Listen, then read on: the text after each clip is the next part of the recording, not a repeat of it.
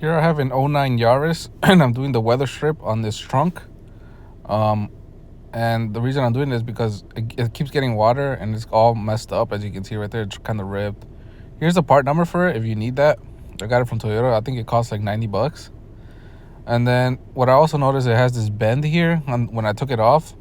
So I was just pushing it back with my adjustable wrenches, just bending it back if you have that same problem. But it just comes off. There's no like glue or anything. So when you take it off, make sure you clean all the areas, because it had a bunch of dirt like there, as you can see.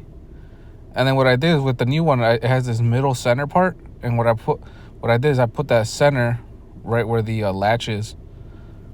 All right. And it has this lip that comes out, and that lip goes towards the outside. And basically what I was doing is I was using this flathead to just push it inside little by little. And then the back on it is flat. And you can see this lip on the outside of it. It's supposed to go towards the outside. All right.